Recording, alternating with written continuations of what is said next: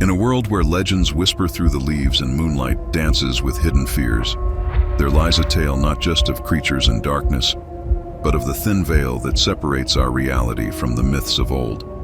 Imagine, if you will, a place where the howl of the werewolf is not just a chilling story told by firelight, but a haunting melody played in the quiet of an Ohio night. Here, amidst the seemingly peaceful embrace of nature, a mystery unfurls, casting shadows that blur the lines between man and myth. In the heart of London, Ohio, where the ordinary meets the extraordinary, a tale of eerie encounters and unspoken secrets awaits, daring us to question the existence of the legendary werewolf. Could such a creature roam among us, hidden in plain sight? Let us tread softly into this narrative, where the truth is stranger than fiction, and the whisper of the werewolf is closer than you think. Hello and welcome to another spooky episode of the Deceptive Reality Podcast. My name is Nick, and with me is the congenial Bert. Oh, I'm very congenial. I don't actually know what congenial is, Nick. This is kind of a funny one, but it's still complimentary. It's someone who is suitable to your needs. So whatever the situation, you're suitable to the job. Listen, that's specifically for this podcast. That's exactly what this one is. That's right. That's right. You've done us a humdinger today, I understand. The first time ever. So for anyone that doesn't know, and I'm sure the vast majority, except for you new folks around here, listen, the way our podcast works is every single week someone brings a specific title. So it's either Nick or myself. Occasionally, we'll allow the public. Okay. But it's typically Nick or I. Now, what happens is the other person never knows what the story is. Well, this time, for anyone that didn't watch last week's episode, Nick brought them doggone vampires. We can't have no doggone vampires. Hates vampires. Hate vampires. Hate them. They're no good. They're no good. They're bad folks. So he was all right. He was an okay fella. So I said, you know what? If we have a doggone vampire episode, we got to have a werewolf episode. It's only, listen, it's in the rule book of life, Nick. Yeah, it's their natural enemy. They got to be represented. So I told Nick, I said, you got to know what it is because I'm not going to hold it from you. It's going to be a werewolf episode. Okay. Yeah. First time ever I knew. And he knows the area. And the only reason that he knows the area is because I was super excited. For anyone that doesn't know, and I'm going to go into this a little bit. I live in Columbus, Ohio, outside of Columbus, Ohio. I'm not quite in Columbus, Ohio. Don't you dox me. Right. But anyway. Don't look for him. Don't look for me. What is wrong with you guys? Stop looking. Anyway, I only live like 25 minutes from this area. So I was super excited. I'm like, there's a werewolf episode, also known as the Dog Man. And it's not very far from where I grew up either. We're going to be covering that in the very beginning here, but I was super excited. So I told Nick, I said, listen, we got to have a werewolf episode and it's going to be in my hometown or near my hometown anyway. That is really exciting. Now, everyone is either a vampire person or a werewolf person. There's no one werewolf who likes them both equally. I'm vampire. Bert is werewolf. That's right. Neither of them are Twilight vampires or werewolves. No, right. We can agree on that, right? Mine does not glitter, Nick. Good. Neither does mine. Perfect. I prefer mine to be like the movie. What was that? What was that movie? It was the one. The so graphics was so sick. It starts with an O. I thought you're thinking about Underworld. Underworld. I'm sorry. Right. It's a U. Sorry. But we also have The Howling, the American Werewolf in London. I didn't like that one. You know, you didn't like that? What about The Howling? Howling was okay. That classic. Was okay. What about Monster Squad? You remember Monster Squad? Yeah. But that's so old. I wonder how that would hold up from today. Not good. I watched it recently. Nick's it was. I had fond memories of it, and then I rewatched it, and I was like, "Oh boy, this is super lame." I mean, listen, we talked about gargoyles last week. I'm sorry, it was a few weeks, I guess, for these fine folks, but for me and you, when I was editing, this week's, which came out this Friday, which was the Allagash Part 2. And we talked about gargoyles, and I went back to go watch an episode because I'm like, man, it's been a long time. I gotta see this again. Now I know you're gonna say that held up. It did. Yeah, it did. I liked it. I knew it. I like the goofy one. What was that goofy gargoyle's name? He's got to be. Is it Brooklyn? I think it is Brooklyn. Yeah. Yeah, I think so. Man, that was so. Someone's going to correct us harshly on that, probably. Well, forget them. Yeah. But anyway, this is from London, Ohio. This is my old hometown. Now, my goal is this is not a super complex podcast, is how I'll put it. Some of our episodes a little complex. Right. So this one, not complex, but an amazing story. I already have 2 questions. Okay, I'm ready. Yeah, can I ask them now? Yeah, you can ask them now. When did you move away from there? What year? So I grew up from from first grade until I was like, I moved to London, Ohio, which is where this took place. Right. But I lived in London for like 3 years, maybe. Okay. So that would have been what year? 2000. All right. And when was the last sighting? So, funny story. There was sightings all the way through to 2000s, but the story stopped.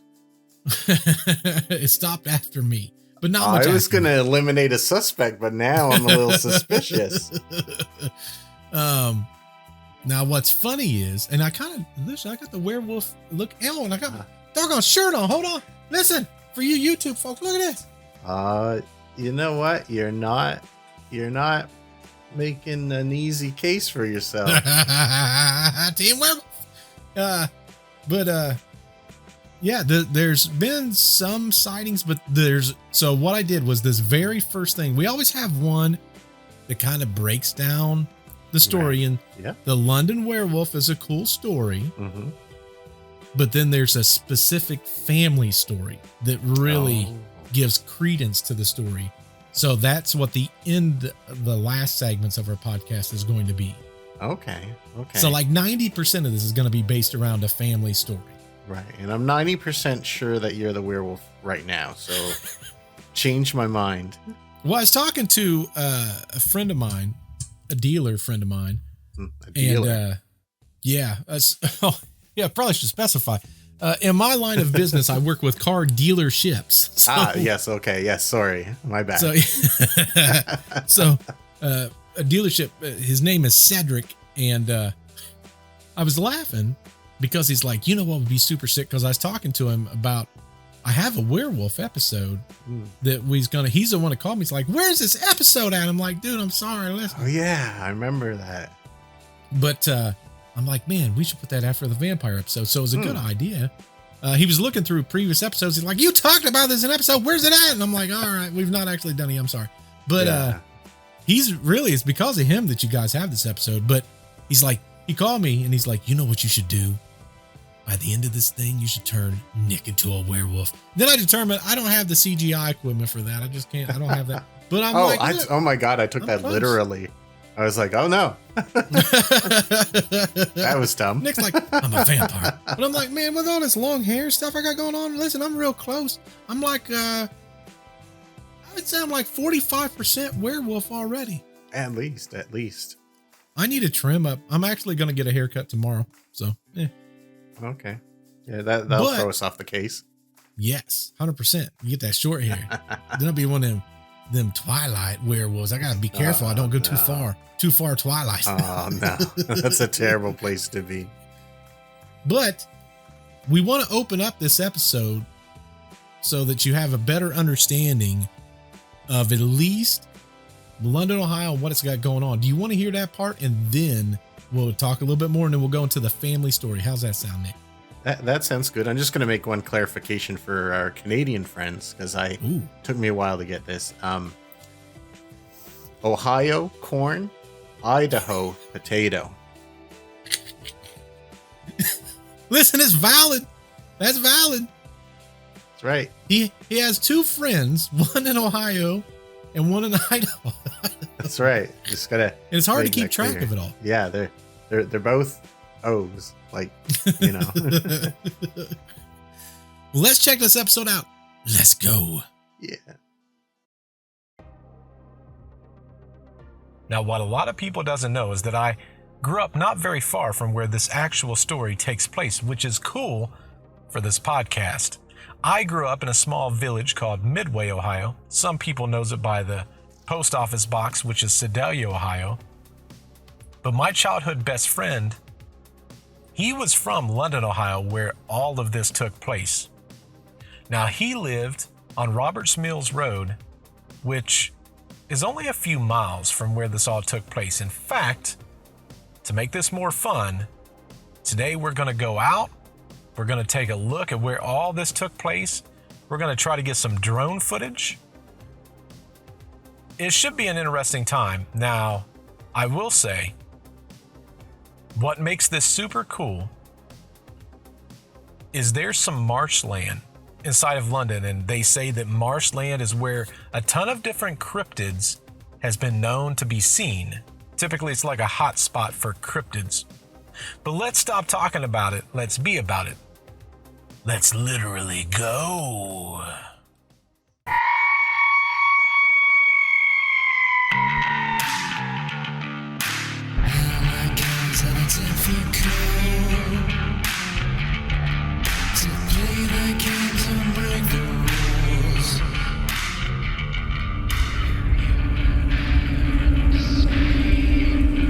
In the dead of night in London, Ohio, an unspeakable horror tore through the silence.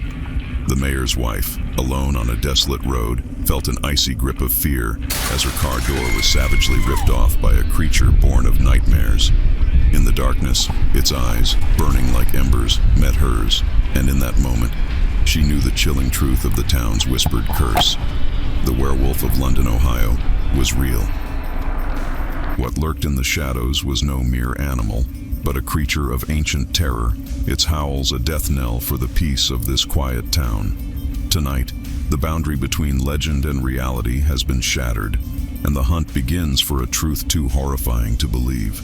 Join us, if you dare, on a journey into the heart of darkness, where each step deeper into the forest's embrace brings us closer to the beast itself. In London, Ohio, fear has a name, and it walks among us, hidden in plain sight yet veiled in shadow. This is not just a story, it's a warning.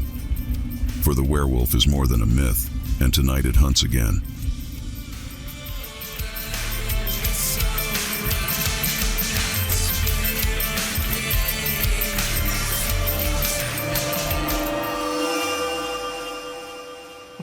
Well, I don't think I've been more excited by an opening of our podcast than I am right now. That was like a movie starting. Listen, that's how it's supposed to be, Nick. Listen, we are adapting as a podcast. We're moving along. Yeah, and I was surprised to see you out in the daylight world there. In that part, that was interesting. It made me think how cool it would be if our podcast format changed, that we're like driving around investigating things. That would be a blast. Would that be? Oh, That'd yeah. I was telling Nick before this podcast started, for anyone that doesn't know, like one of my absolute loves and something that I wanted to do eventually was to create film. That was my goal. So I've bought so much film equipment over 10 years, and I never use any of it anymore. So I've got jibs.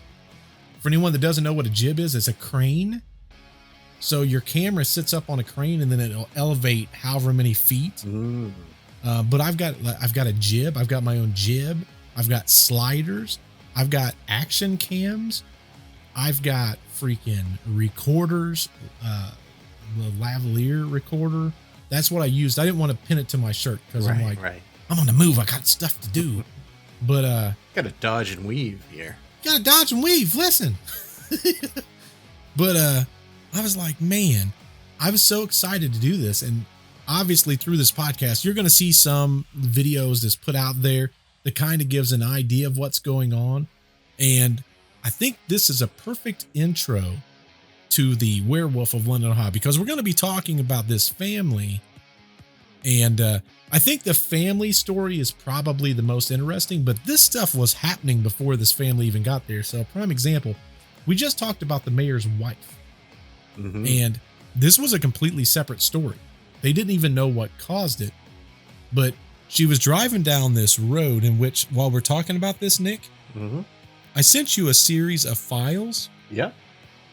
So there is a file in which anyone on the YouTube machine, if you're listening to this podcast, I'm apologizing. This is why we're going to watch this. There's no sound to it. But there's one that says London Werewolf 1 Cam 1. Right. Just set that up. The what you're going to be watching on the YouTube machine, and I'm probably going to do this while Nick and I talk, so you'll be able to see us kind of in addition. Maybe I'll do like a picture-in-picture or something. But anyway, the road that you guys are going to be seeing is the actual road that took place. And it's Payne Thompson Road. And it stretches on for, it's a decent sized road, but it's so curvy. And what happened was the mayor's wife was basically going down this road. And as she was going down this road, it was late at night. And she was going right along. And while she was driving, something leapt out on the road, grabbed the back closed door, and ripped it right off of the sedan. Yeah, I thought that was pretty wild listening to that part. Yeah. In which Molly. You got to think that, so in this video, you're going to see a series of houses, and it's a very curvy road. They did not, listen, whoever decided to make this thing, they did not want to make a straight road. Yeah, they weren't going for efficiency, I guess. They were 100% not looking for efficiency. But very curvy road. And there's actually a wilderness area that you can stop at, apparently, and they check some of the wilderness out. Mm-hmm.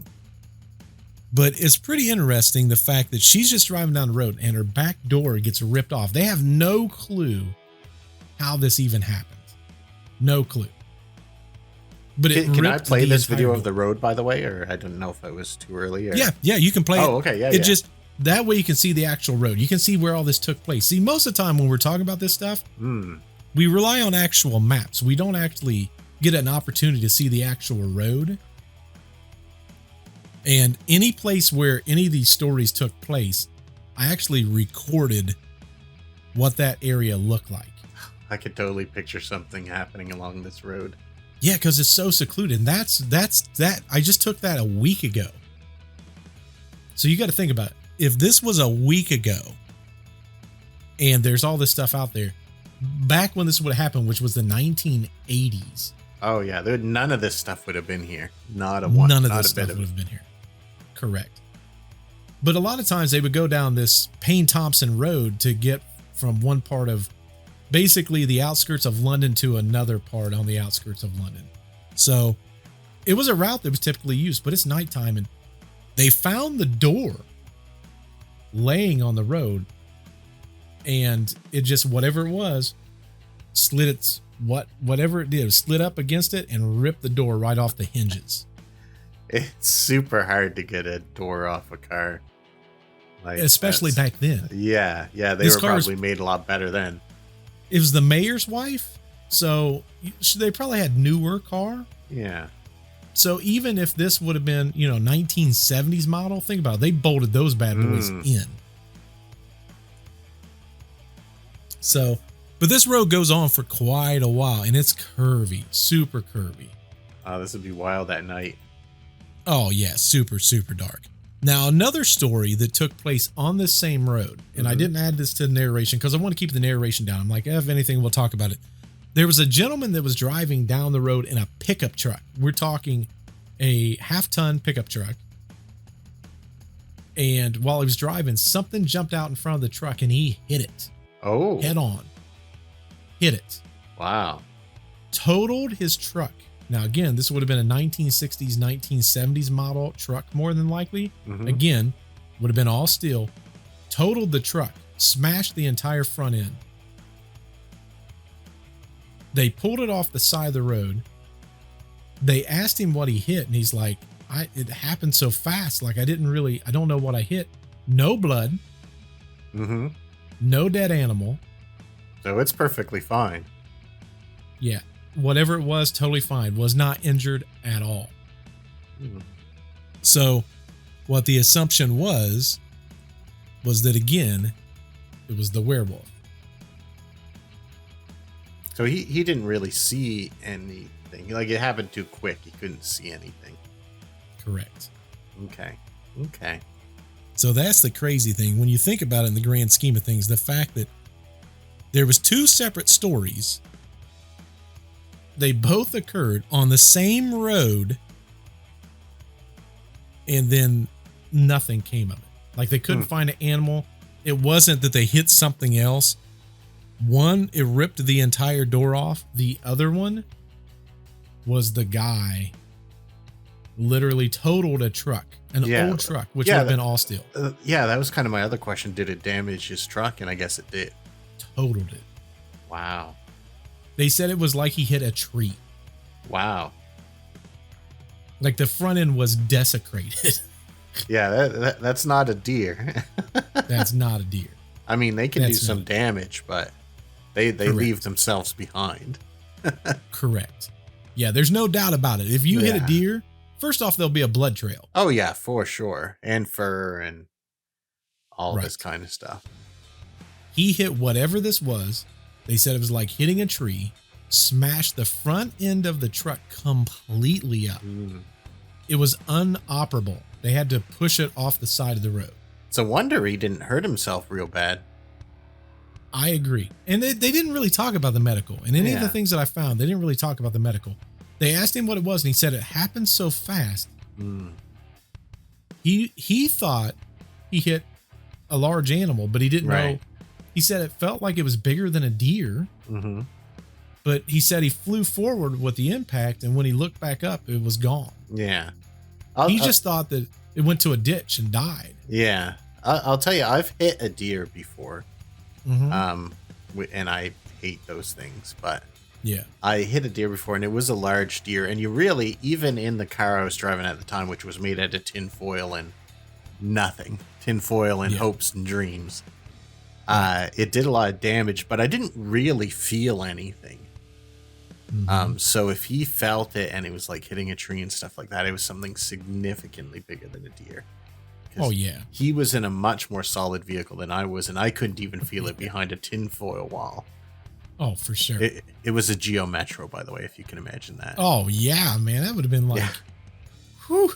If you sneeze inside a Geo Metro, it causes $6,000 of damage, which is 8 times the value of the car, by the way. Spicy. But yeah, you don't even feel it. So that was a big animal. Oh, yeah. But those are just 2 little stories about things that happened before this actual family story started. Right. And what makes this story so interesting is there was no talk of werewolves. Right. Now, the gentleman that he just recently did an interview with another YouTube channel. It was like a documentary of this event. I did listen to it, and his name is Keith Williams. Okay. And he gave a lot of insight on things that I didn't know, which was kind of nice. But one thing that I'm going to talk about right off the get-go, because it's only fair, if he was to listen to this, I don't want him to think that I'm bypassing something. Right. He does not refer to whatever we're going to talk about next as a werewolf. It's funny, in the vampire episode, no one says vampire either. Yeah. It's like the He Walking makes it Dead. very... They don't call them anything but zombies. His exact words is, I don't know what it is. There's going to be a guy that's accused in this story of being the werewolf. Oh, okay. He also would like to, in the interview, wanted to make it known that he doesn't know that this guy had anything to do with it. It was just a lot of weird coincidences that led up. And as the story goes on, you'll kind of understand what I'm talking about. But there's a lot of coincidences where he goes, it's odd that these things happen, but he could have just been, unfortunately, based on some things that will go into the story, right, the person that was accused of this.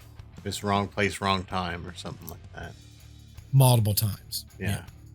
Or he's one of those. I don't know about in the U.S., but a lot of our towns have like some traveling weirdo that is just always wandering out and about, and if something goes wrong, they're like the first one to show up all the time. Oh, for sure. You have those kind of people. Yeah. Oh, for sure we do. Yeah. Yeah. He might just be one of those. I don't know yet. I haven't heard anything about it. But. Well, we have probably one of the most horrific true crime cases where drifters would come and kill people and then jump on railroads and disappear. What's that axe murder? The Villa, shoot, what are they called? Starts with a V. Axe murders. Live in a vida loca. Yeah.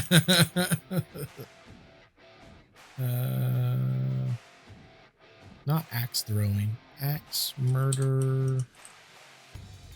I feel like I'm going to say this wrong. Veliskia. Axe murders. Okay. That was supposed to be a man, and they've never proven it's still an unsolved mysteries, but they think that a drifter that was on a train would come into a neighborhood, get off the train, kill people with an axe, then jump back on the train and go to another city and axe murder people there. Oh. Do you remember Kai, the axe wielding guy? Who just happened to be, the story behind that is some guy gave a ride to a guy who happened to be an axe murderer, and they happened upon another murderer, and the axe murderer murdered the murderer, so everyone was celebrating him, but then later on they found out he's just a murderer. He's just a murderer. Yeah. And he was like a celebrity status. Oh yeah, people thought he was the best thing going. Like he was on the news. He was like, and I said, what? And I bam, and then I bam, and then I bam. Yeah. Like, this is on the news. Yeah, that should have been a good indication that he didn't really care that he did that. No, it reminded me of a joke that I heard one time where it was basically along the lines of somebody said that they was in the car, and when they was in the car, I think I know they picked someone up, and the guy's like, I can't believe you got into my car. And he goes, why? And he goes, well, you just never know if the other person's an axe murderer. And the guy starts laughing. He goes, that's impossible. What's the odds there's two axe murders in the same car? I love that joke. That was freaking Kai right there. Kai all over again. You know what was going on in his head? He was like, oh boy, this is the opportunity I was born for. It was too. Crazy. But yeah. So this story is going to have a lot of that. And Keith Williams wanted to make it very well known, very clear that he doesn't know, he doesn't call this a werewolf. He does not indicate the gentleman that we're going to at the end as the potential werewolf. But there's a lot of other circumstances I'm going to cover that he covered that I did not put in the narration. Oh, okay. There's just so much time in these narrations that I want to use, and it's still a long narration. I mean, this thing, we still have 14 minutes of narration left. I think there's like 6 segments, I think. Yeah, sometimes it's a delicate dance for us because we've got to cut some things, and then sometimes we have to redo whole episodes just to add something that other people missed. So, correct. It's, we've got to have that discerning eye. Is this important? Is this not important? Correct. Well, speaking of which, do you want to hear what happened to the family? At least get the family story started. And I stopped, as I always do, at key points so we can talk about some things. Right. And leave maybe a few cliffhangers here and there. Okay, let's do it. In the quaint outskirts of London, Ohio, the Williams family found their dream home nestled against a foreboding forest line. Keith, a hard-working welder, and his wife Diane, along with their 4-year-old daughter Raven, moved into the serene setting, seeking a peaceful life amid the lush, rolling farmlands. The house, a charming yet isolated structure, backed up against dense woods, whispered secrets of the past. The family settled in, oblivious to the lurking shadows cast by the ancient trees. Keith, often away for night classes, left Diane and Raven in the seemingly safe embrace of their new home. Diane all of a sudden heard a soft, scampering sound outside, like the gentle rustle of leaves. Peering through the window, she expected to spot a deer, or perhaps a stray dog, but she only saw the fading light stretching the shadows of the trees. As the hours crept by, the sound persisted, evolving from curiosity to a foreboding presence. Compelled by a mixture of fear and intrigue, Diane approached the window again, but this time her heart skipped a beat. There, in the murky light, were eyes, intense, unblinking, and unnaturally high from the ground, staring directly at her through the darkness. These were no ordinary eyes. They glowed with a sinister, almost intelligent light, piercing through the night, locking onto hers. The figure stood motionless, its outline barely visible, but its presence was overpowering, malevolent, and dreadfully close. Fear clenched Diane's chest as she realized this was no benign creature of the woods, but something far more ominous. Every instinct screamed to flee, to hide, yet she was transfixed, caught in the gaze of the unknown. The creature, shrouded in shadow, seemed to be studying her, its intentions unreadable in the chilling silence. With a surge of terror, Diane drew the curtains shut, her mind racing with images of the looming figure. The house suddenly felt too exposed, too close to the dark embrace of the forest where the creature lurked. Keith's return found Diane shaken, her tale of glowing eyes in the night met with skepticism. Whew, that gave me chills. That's the goal. That's the goal, Nick. Have you ever been out at night somewhere, like maybe you're in the woods or camping or something, and you're not expecting it and your eyes lock onto the eyes of another creature or something? Yes. Even if it's a tiny creature, even if it's not any danger at all, that split second before you realize what it is some of the most primal fear that you can ever feel, I think. That can even happen in daytime. Oh, yeah. If you're not expecting to see another set of eyes. I was hunting in South Dakota. I went on a pheasant hunt, an expensive, like I wouldn't have paid for this, but the company I worked for was big into hunting. And once a year, if you was a top performer, they would take you on this hunting trip. And it's for pheasant. The most pheasants are shot out of South Dakota every single year. Wow. There's like over 1 million killed every year. Oh, they're so pretty though. Like, why are people super pretty want to kill these things so badly? What did they do? I do not have any hanging on my walls. Okay. Anyway, while I was out, they take you through these sorghum fields. And before I do that, because there's going to be someone's going to be like, I can't believe you go hunting, blah, blah, blah, blah, blah. For the record, while I was there, I killed 30 some pheasants. Whoa. I sent 8 home, I think. You did a genocide, a pheasant genocide. Well, here's the cool thing about it. Here's the cool thing, because I know I'm going to take some heat. The leftover pheasants I took 4 home, I think, or 6 home. I think I sent 6 home. Right. The rest of it went to a homeless shelter, and that helps feed the homeless. That's right. That's good. They should do that. I like that. Yeah. Yeah. So the rest of the pheasant that I killed, you could take whatever you sent home. I'm like, I only need 6 because I'm going to give 2 to my buddy John, and then I'm going to keep 4 for myself. But the rest of them went to a homeless shelter, and all of us did that. Yeah. So it helped feed the people that's in the area. What? I figured I better say that. Yeah. What's pheasant taste like? Like, people around here collect them as like pets. Like, they collect different varieties of pheasants, but I don't know anyone who's eaten one. Are they good? Just like chicken? Well, no. No. So pheasant, they taste different depending on what kind of pheasant it is. Oh, okay. So if it's a farmed pheasant, it tastes significantly different than wild pheasant. Okay. And it's easy to tell for anyone that is a hunter. I'm just telling stuff that you already know, but if it is a farmed pheasant, the nostrils that's on the beak will have like callus over top of it. Okay. If they're wild, they don't have that. So that's how you know if you go on pheasant hunting for the first time and you find that callus or almost like that covering over the nostril, that is a farmed pheasant. Okay. But they take you through these sorghum fields, or they had some corn, but the sorghum's what I remember, because the sorghum's so thick, and we don't have sorghum in Ohio. Yeah. So that was new to me. And I had this dog. This dog would run up beside me. It was a bird dog.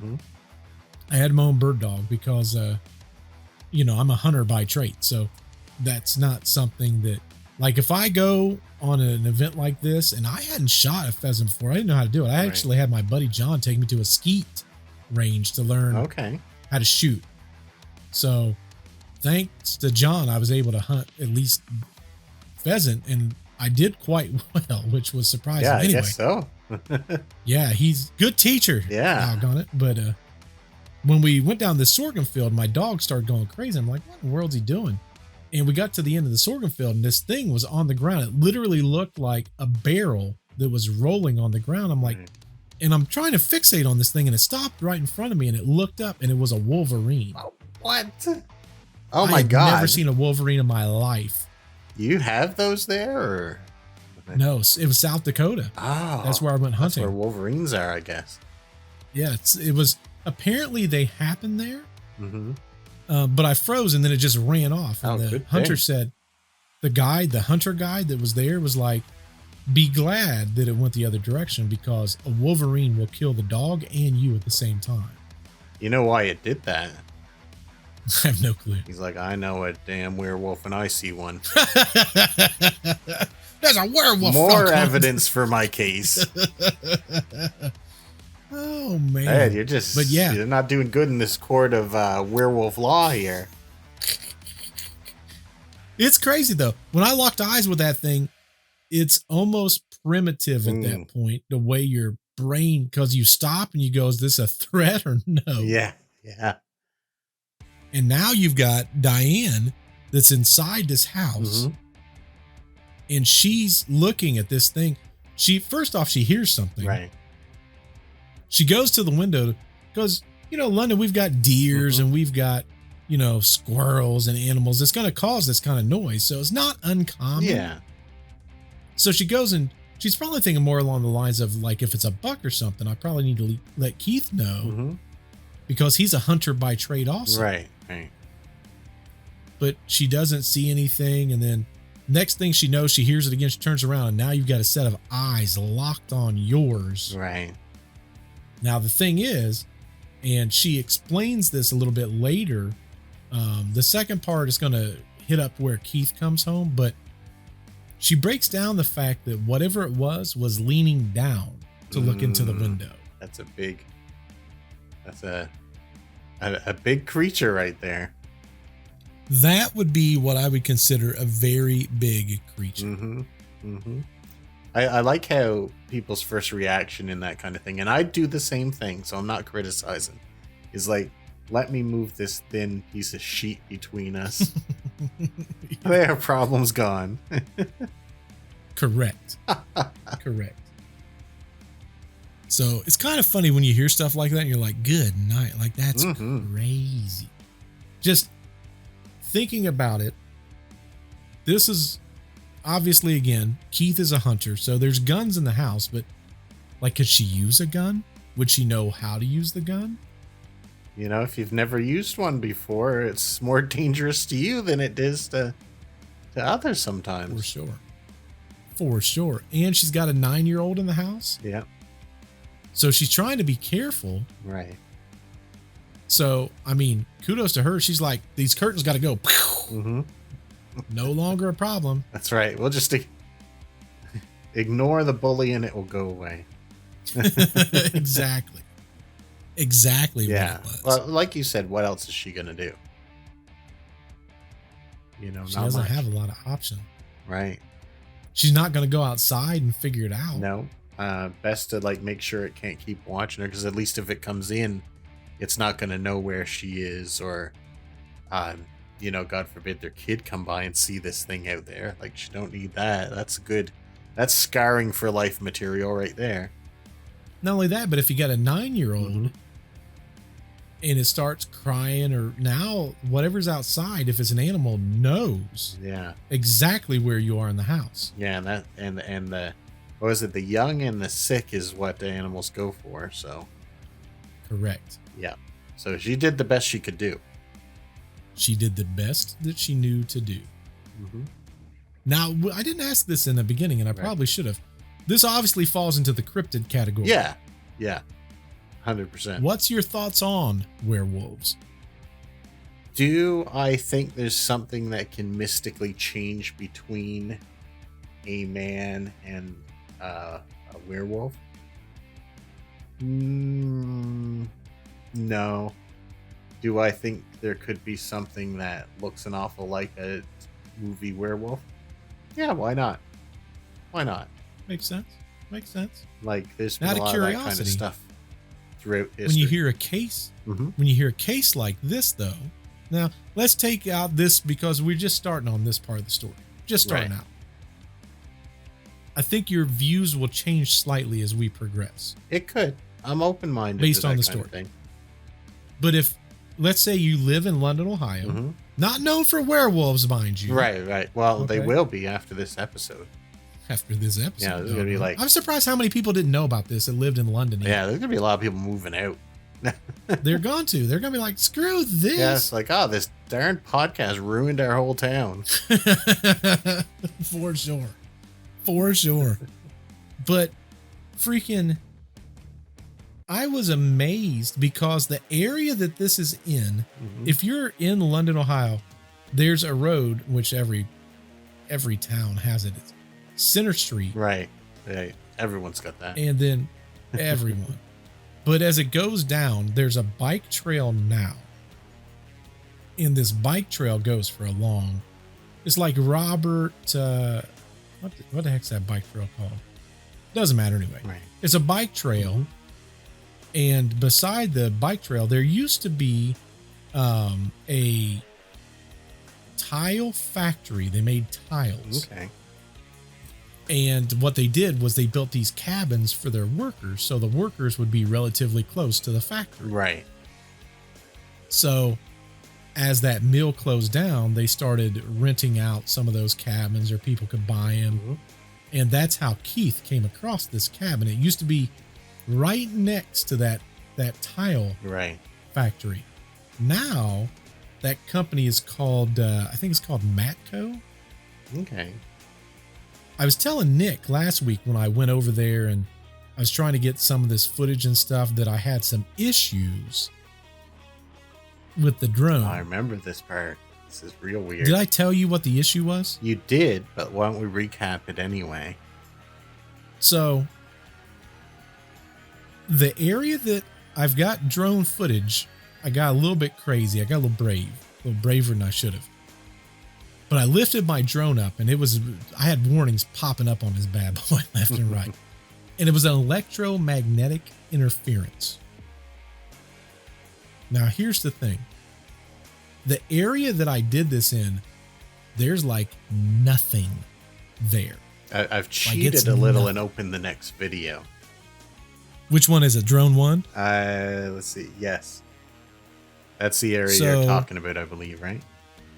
Werewolf Drone 1 is exactly where it said electromagnetic field. Now, they do say that cryptids, they are known to be in marshes. I didn't know this. This does not look like anything else in London, Ohio. There is a marsh back there. So this is literally within probably 5.5-10 minutes from this house that we're talking about, this marshland. And I don't see any big power lines or There's power nothing. plants that would give off that kind of thing. It's literally, there's a bike path where I put my drone equipment down to set it up. Was like a little like a bike thing where you can put your bike up if you want to like take a rest or something. Right. And then this, no power lines, no housing. Now understand also, when I'm at my house, I can lift my drone off the back of my house right next to my power lines. And nothing. Nothing. Yeah. Well, electromagnetic fields, like all kinds of paranormal entities and stuff like that, they seem to have some kind of electromagnetic fields. That's why you always see ghost hunters with the EMF detectors and Correct. that kind of thing. But yeah, I don't see anything natural that would cause it here, or unnatural, I should say. Well, and that's the thing, because it will also cause, they will typically say that it will cause things like people to have, how is it they phrase that? Almost like if the electromagnetic field is so high, it can cause like apparitions in our mind to form, even though it's clearly not there. Yeah, almost like hallucinations or like a hallucination. Yep. But they say that you can actually see things materialize that's not really there. Yeah. Which is very interesting. The name of that road is Roberts Pass Trail. Okay. I don't want to dwell on the electromagnetic field thing, but typically the only other explanation for it is if there's like, it's all stuff that people cause most of the time. And there's this looks completely wild here. So to give you another additional idea, and maybe I'll put this in the podcast. I'm sorry for anyone that listens to this.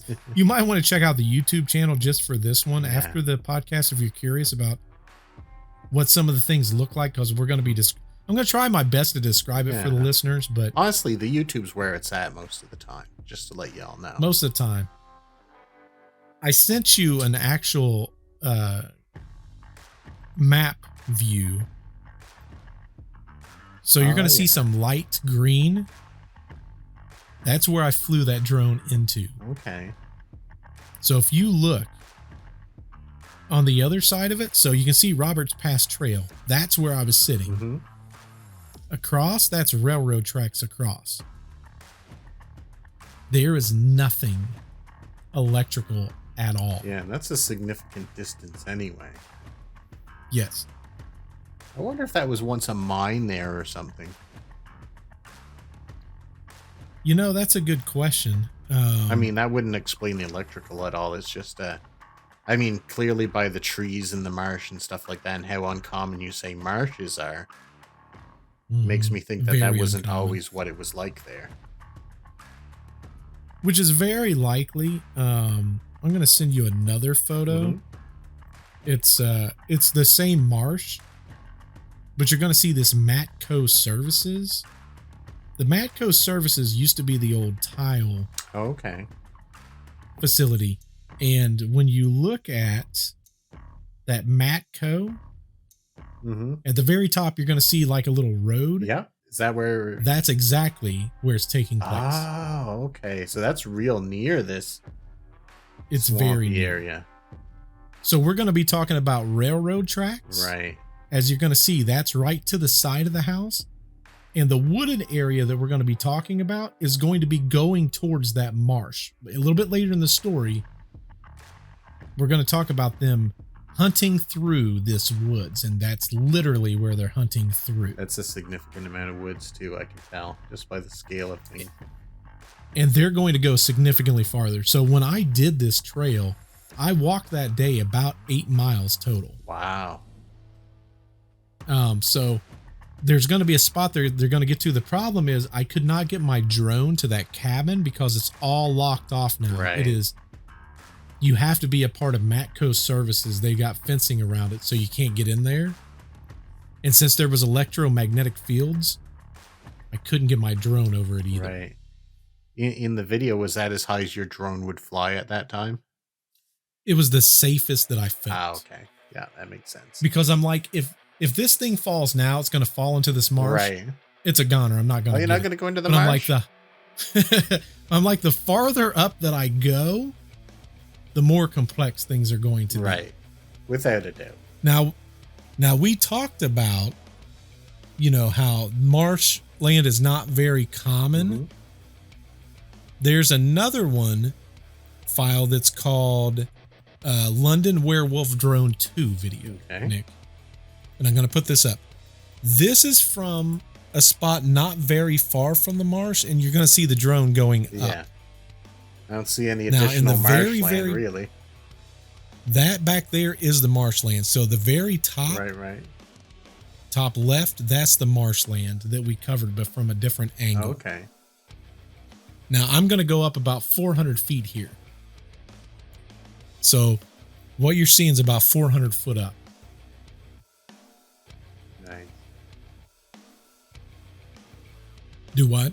Oh, nothing. I just said nice. I see a lot of fields and that kind of thing. Yes. So that's more along the lines of like the outskirts of London. Now that trail is going to be on the other side of that marshland, and then you're going to see housing that's behind all of that. Yeah, I see that. Now there's another file called London Werewolf Drone 3. That's what London, the town, looks like. Now, as you're going to see, none of this looks like marshland. No.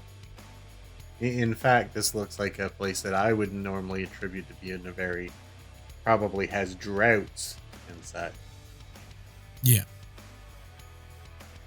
For me, from a maritime person, having something up in the air and looking this far and just not seeing the ocean feels really alien to me. Doesn't it? Yeah, like I can't imagine, like where's the ocean at? Like, this is crazy. Yeah, where that video starts at, there's going to be all the way in the back. There's like a white, really high structure. That's the courthouse in the middle of town. Oh, is it? Yeah. So, well, their courthouse isn't really in the middle. They have all the residential to the side, but that's what they consider the business district. Yeah. This little town looks to be about, I'd say a bit smaller than the town I live in, but roughly around the same size. Well, it's funny because, you know, when you compare where I grew up, I grew up in a very, very small area. Smaller than this one even? It makes London look like a metropolis. Wow. All right. My town was so small, it wasn't even a town. It was a village. Oh, okay. So that opening intro, the narration that had that drone footage of that really small area, that was my town. It had a population less than 100 people. That's pretty darn small. Yeah. Now for funsies, there's one more drone video called London Werewolf Drone 4. Yep. Completely different angle. And I took it above, and you can see the marshland from a completely different angle. Oh, yeah. Yeah, I see it over there. So they've got a few businesses that's opened up, and a lot of those businesses has made it so you can't really get to that area very easy. And you can see there's that bike trail that I walked down. Yeah. But that's a significant, if you pause it at like 30 seconds or so, that's a significant marsh area. Like it's pretty big. It is very large, and it's just in the middle of, like, I don't see what the water source feeding it would be. It would have to be like a natural spring kind of thing or something. Correct. Yeah. And that's what's weird. Like, if you look all around it, the rest of it's just farmland. Yeah, exactly. In fact, I see dusty bits here and there around that, like right by the edge of it.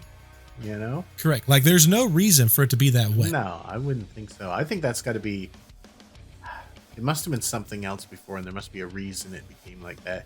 I don't know if they like leveled off other land and it made that wetter or something. But yeah. Now what's funny is that marshland, you'll see like a sections of trees in the back. There's another smaller section of the marshland. That's where that first video was. If you look, there's no electric anywhere near there. No, I didn't see it in any of the drone footage really at all. The part where this is lifted up at is if you go more towards the residential side. Yeah, so there'd be more wiring and such there.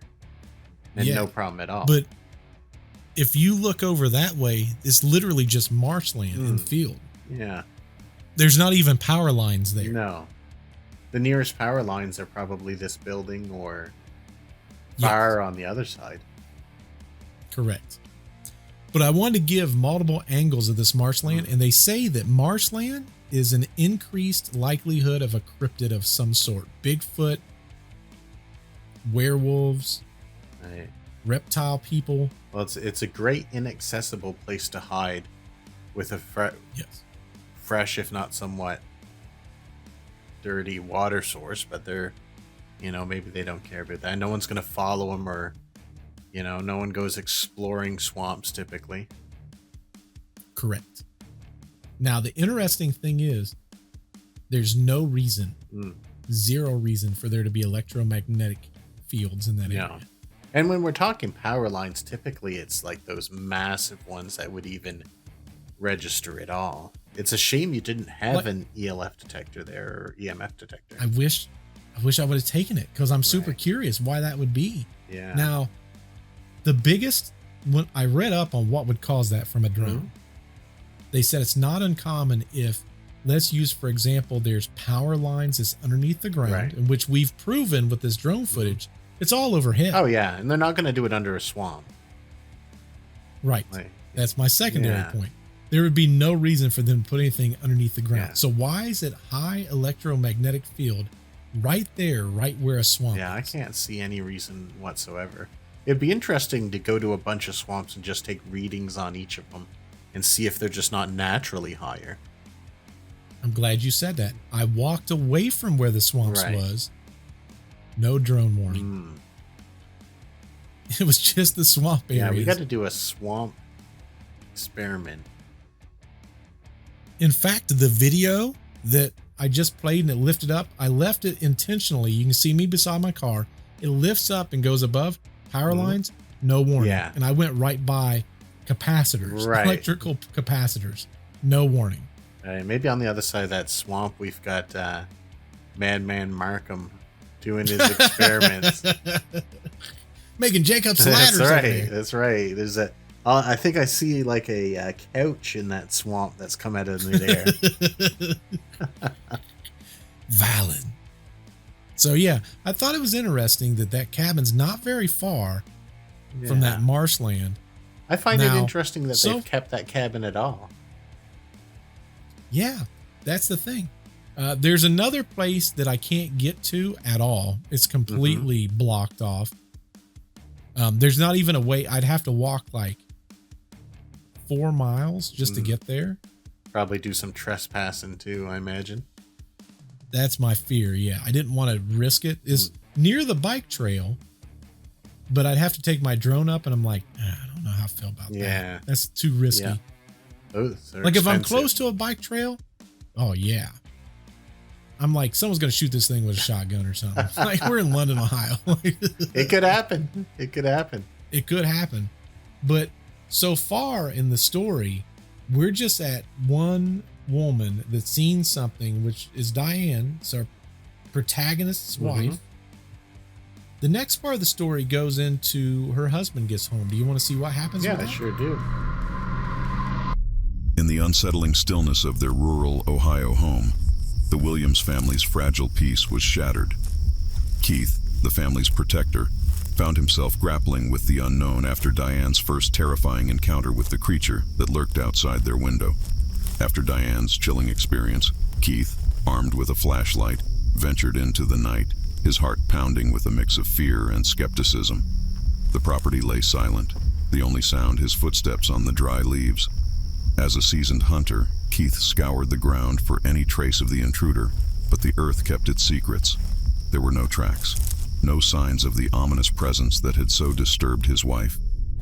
Returning indoors, Keith faced Diane, her eyes wide with fear, insisting on the reality of her encounter. He tried to rationalize the situation, suggesting it might have been her nerves, or perhaps a reflection playing tricks in the low light. Despite his attempts to dispel the fear, a seed of doubt took root in his mind, nurtured by the undeniable terror in Diane's voice. As weeks passed, a fragile normalcy returned, until the night when the nightmare revisited. Diane's encounter was far more visceral this time. The creature's eyes, red as burning coals, loomed ominously close through the window pane. its huge, shadowy form paced with a predatory grace, encircling their home in the dead of night. In a desperate bid for control, Diane plunged the house into darkness, hoping to obscure their lives from the intruder's view. But the creature, bold and undeterred, manifested at the front room window, its humanoid silhouette stark against the glass. It was an image of terror made flesh, too real to deny. The sound of Diane's frantic call to the police shattered the night's silence. When the law arrived, their search revealed nothing, echoing the earlier fruitlessness of Keith's own search. The officers, bathed in the flashing lights of their cruisers, suggested it was just the isolation getting to Diane, an explanation that Keith, despite his better judgment, was almost inclined to accept. Oh, it's got to be real frustrating for her, Diane. Yep. So she tells Keith as soon as he comes home, listen, first time, something was out there. He's a hunter. He's known to track. Goes out, doesn't find anything. No prints. He doesn't see any sign.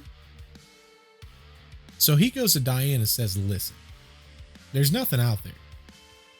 You either thought you saw something, or maybe a deer went by the window, or because animals' eyes will reflect. And it gives off an impression that maybe there's more to it. And if a deer's eye is so big that you think you see something that you don't necessarily see. Oh, yeah. Those things are evil, too. I can't stand them. Nick's not a deer fan. No, they threaten me every night I go for a walk. So she is like, I know what I saw. I seen it. I know it's there. But Diane, you think you saw something and it's fine. Don't worry about it. I'm sure for the next series of nights, because he's a welder, but he's going to night school to advance his career. Right. He's gone every night anyway. He's gone. Yeah, so he's gone. Yeah. So the next night, I'm sure she kept looking out the window, nothing. You know what he's probably thinking? He's like, I started going to night school. She's not used to being alone at night out here. Sure. It's remote. She's just getting, chased by her own phantoms out here. Because they're in the middle of nowhere. There's no one really around them. They got that old tile factory that's relatively close. Yeah. A big swamp. A big old swamp. Yeah, that's not comforting at all. No. And there's only really one road in. Yeah, and she's not used to being there on her own. So he's probably like, yeah, she's just spooked herself. Just gun shy. So a couple more days go by, and I'm sure she's looking out this window, doesn't see anything. Yeah. So a week goes by and everything's back to normal. She's like, I'm sure she even thought in her mind, maybe I did think I saw something, but I didn't see anything. This is exactly how the vampire story went. They waited for it. Exactly the same. It's out there watching. It knows not to come around. Right. Oh, these things are both tricky. They're tricky. This is why they're in constant battle with each other. They're both trying to get the same people, maybe sometimes. So weeks go by and nothing. And then one night she hears something again. And she's probably like, I've looked out there. There's so many times. She looks out there and now those eyes are back. It's nighttime. Keith is not there again. Now she's running around the house flipping lights off. Yeah. Yeah. She don't want it to see in. That's the main thing. Doesn't want it to be able to see in. Right. She grabs the phone, calls the police department. Police comes out, and now they're trying to figure out, is there something there? And they're like, so you're crazy. For sure. So Keith ends up getting home. Now the police is walking over. I'm sure he's a little embarrassed. Well, probably his first thing was like, oh my God, what happened? What happened? Yeah. Right. Because he sees a squad. So he goes to police officer, and police officer's like, listen, there's nothing here. We've looked. your wife is just scared because you're out. You're away from home. It's just her and her daughter. She's a mom. This is normal. Listen, it's fine. Don't worry about it, but maybe get with your wife and put her mind at ease. Right. So now think about it. It's like every horror movie where the woman's like, there's something outside. And they go look and they come in and there's nothing ever out there. And they're like, sure, I saw something through that window, Keith. Like, that's literally this story. Yeah.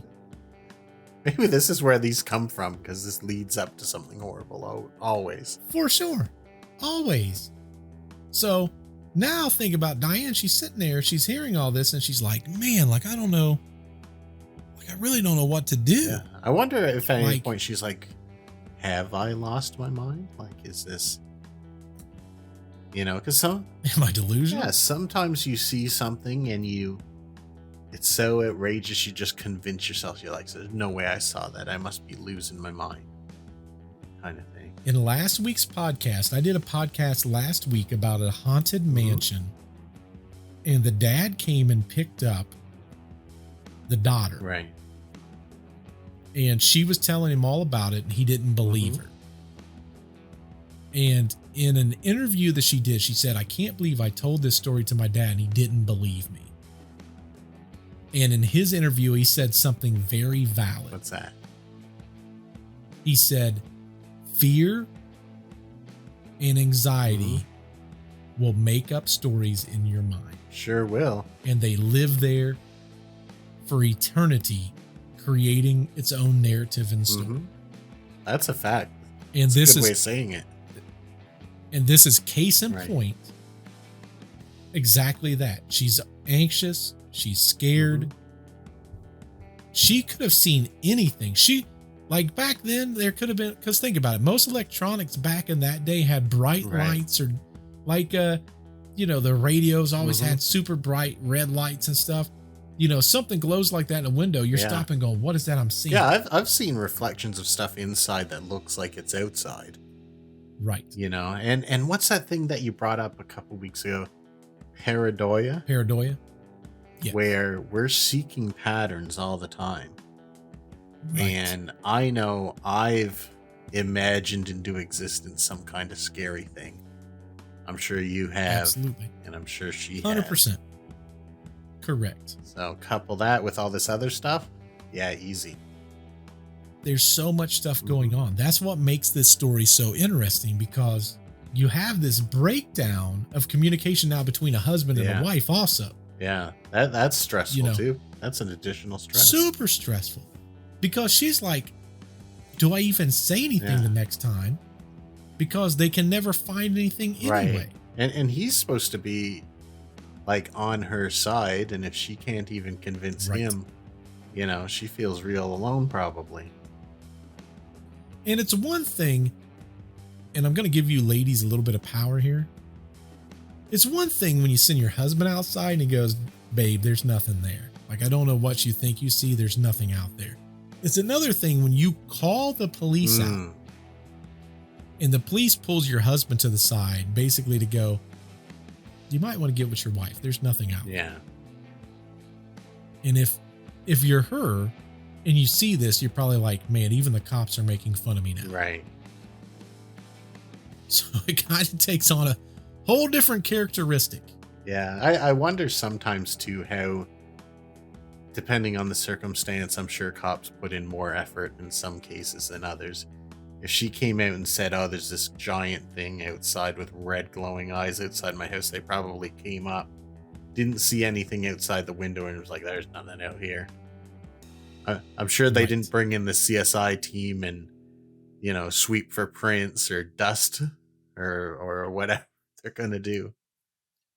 Now, I believe that I know why they can't find anything. Oh, really? And that's going to be covered in the next segment of the story. I'm curious about that. Because I'm sort of justifying things in my own mind. Like, the ground's too hard for tracks or what have you. The next segment gives an epiphany of sorts. To where, when you hear this part, you lean back and you go, Bet that's what happened these other times too. Hey, I'm curious now because I'm not sure I can make the connection yet. You're not going to be able to. There's one key defining factor that happens in both of our native lands of Ohio and Canada land that once you hear it, you're going to be like, totally get it. Deer recovering the tracks. Do you want to hear the next segment? Yes, I absolutely do, because I don't know what you're talking about right now. And I need to know. On a crisp morning shortly after Thanksgiving in 1981, Keith Williams awoke to a world blanketed in fresh snow, a serene scene that belied the chilling encounter that lay ahead.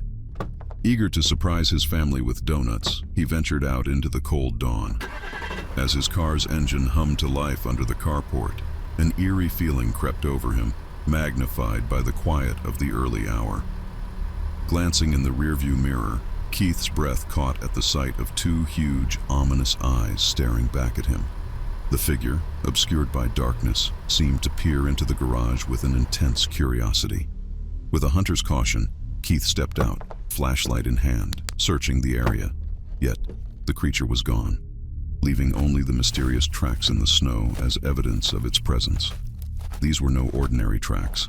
They led not away, but upwards, across the roof of the house, an impossible feat for any known creature.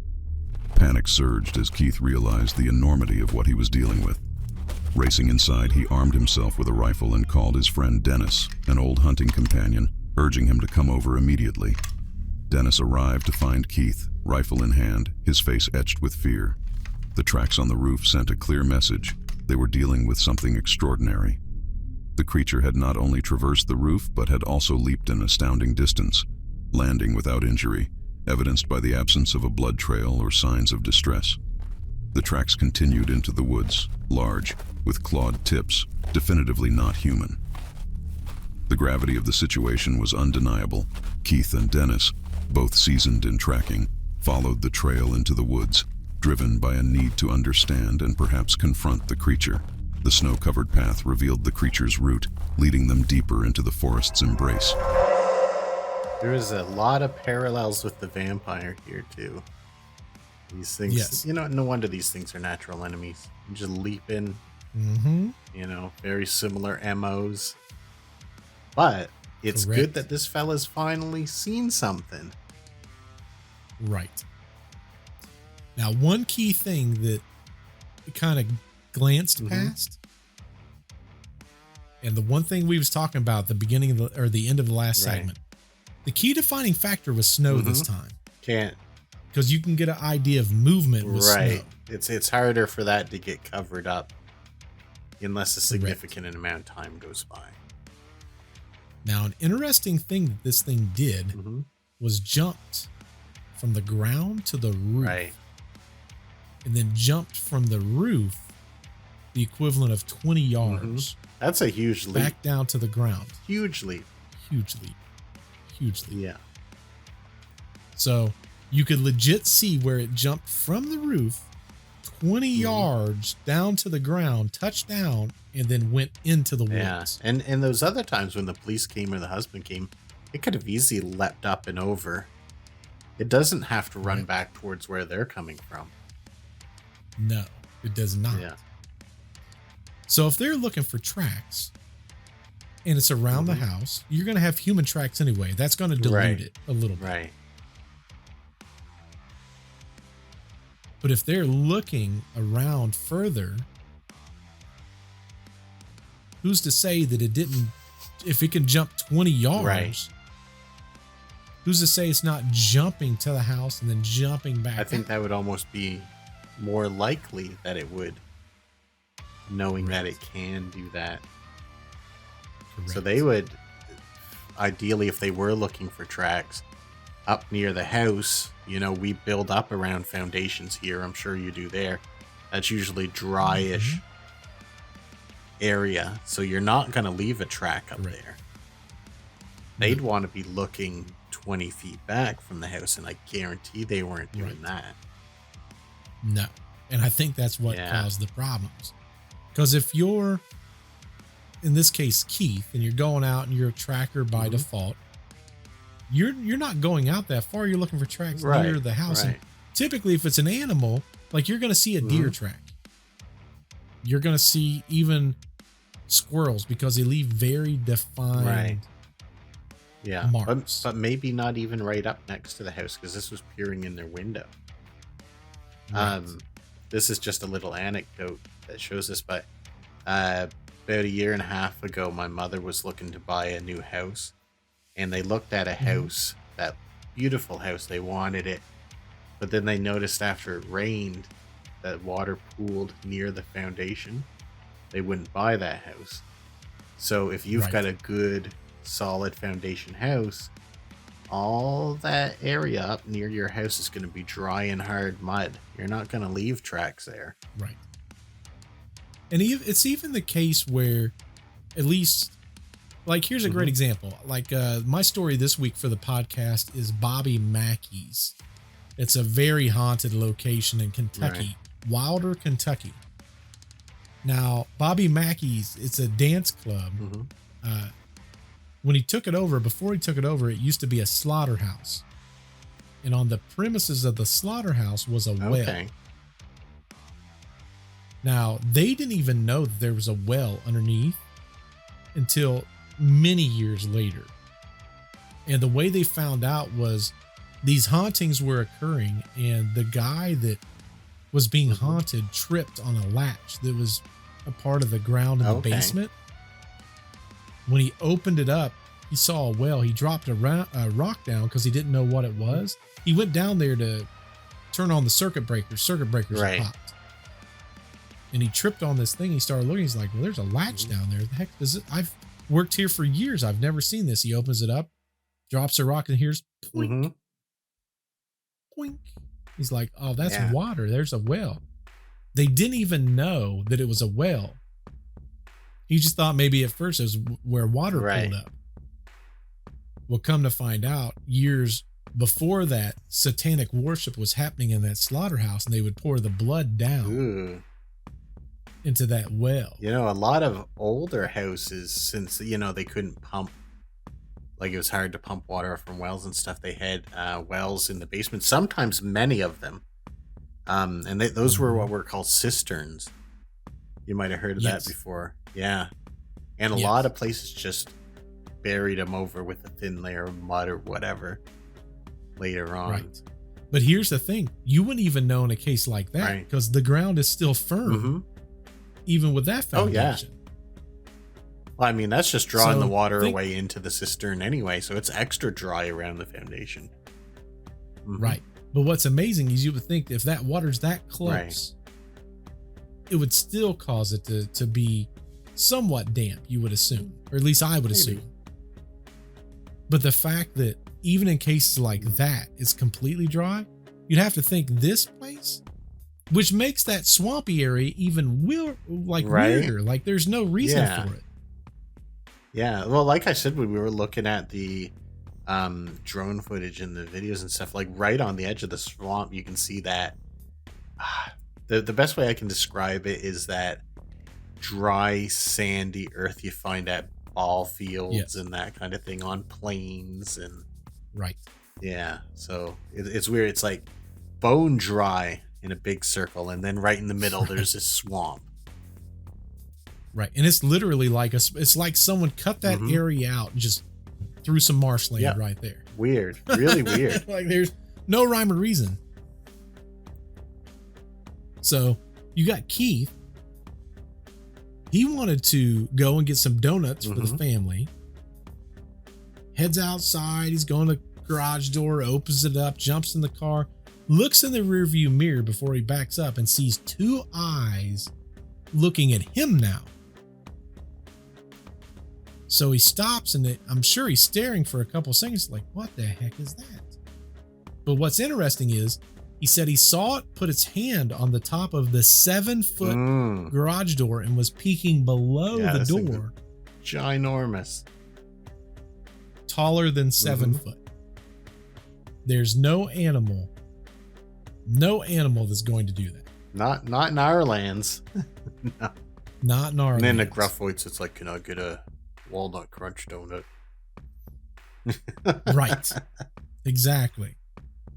Now, One of the things that he mentioned, because the interviewer in that other documentary said, if you had to describe it, how would you describe it? We're calling it a werewolf, right? You know those Egyptian statues that look like dogs? Yeah. Yeah, like they got people bodies and animal heads and stuff. Yeah. He said it was that with black short fur and a short tail. But he said it looked like one of those statues of one of those famous Egyptian. There was one that starts with an A, and he goes, that was literally what it looked like. I think it was a jackal-headed god. Yes. Oh, interesting. That was his exact description of what that was. Hey, he's a pretty educated guy. I appreciate that he knows his Egyptian gods. He called it, I believe, Horus, and then the guy corrected him and said Anubis. Okay. That's why I knew not to call it Horus. Oh, there you go. He had some previous knowledge on that. So, Keith, you had it. You had the right idea, but yeah, if I'm not mistaken, Horus, like is that the bird one? Yeah, I couldn't tell you. Yeah, I don't know. Horus is a falcon. So yeah, he said Horus is. He said is one of those horse ones, and then the guy came back and he said Anubis, and he goes, "Yeah, that's the closest." But he said I would imagine. He said black fur, short tail, over 7 foot because it had to peek below the garage door seam. I mean, that's a werewolf. I'm going off the rails here, but can you imagine like we travel back to ancient Egypt and we just see all kinds of these what we'd call werewolves walking around and people just bowing down to them and maybe bird wolves or no, that doesn't make sense. Weird birds. Bird wolves. Weird birds. Bird wolves. And that kind of thing. And it was perfectly normal for them. And they even depicted it. And they thought, well, everyone will know what we're talking about because these things are all over the damn place. Right. And now look at us. We are like, oh, yeah, they had some wild and crazy religion going on there that, you know, it must have been like a comparison or something or like an allegory. But no, they're like, this is literally what I'm seeing outside of my hovel. Right. That's what's crazy. And the fact that he saw whatever this is, and that's what he depicts it as.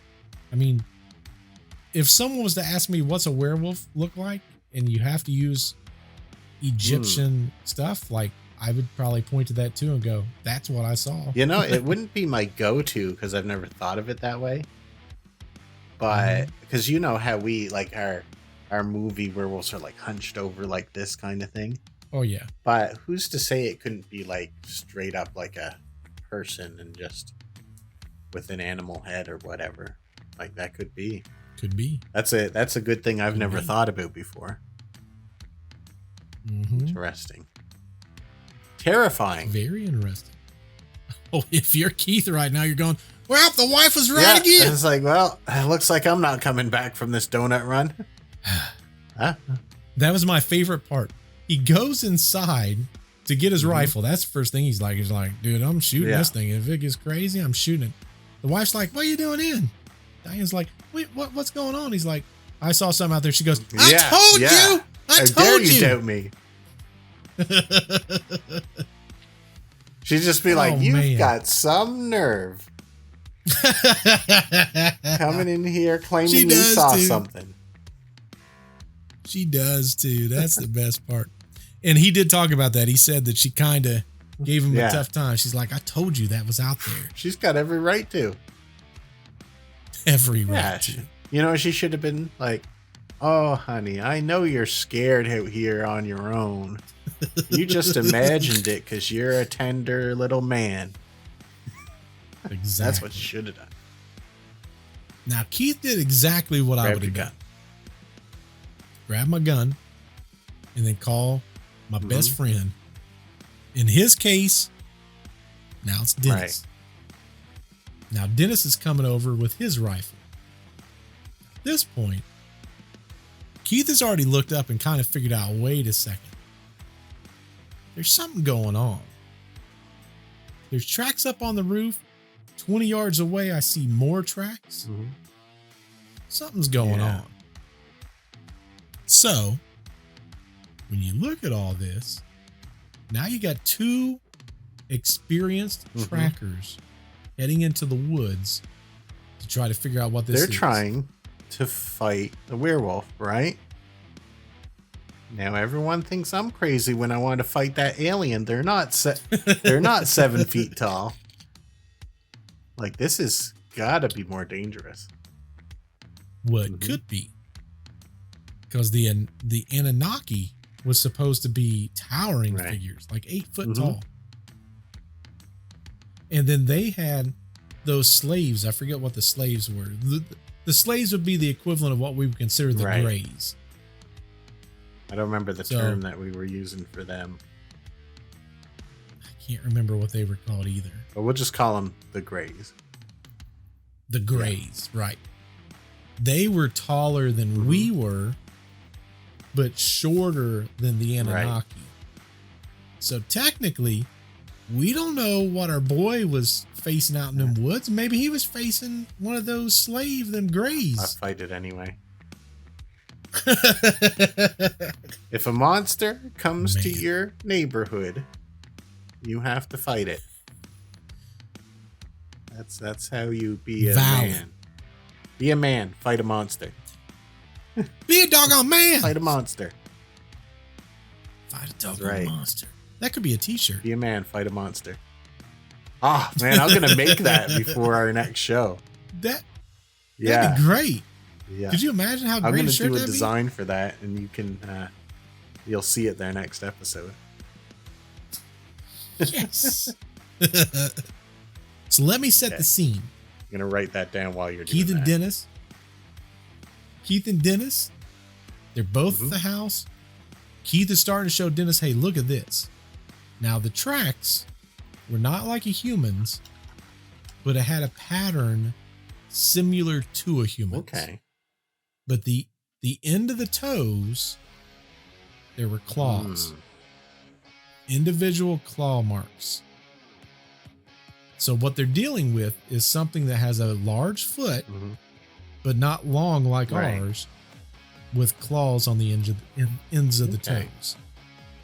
Now they see these going into the woods. Now, if you remember, based on that picture, that area I showed you, they're going to start heading towards that they're marsh. Going swamp hunting now.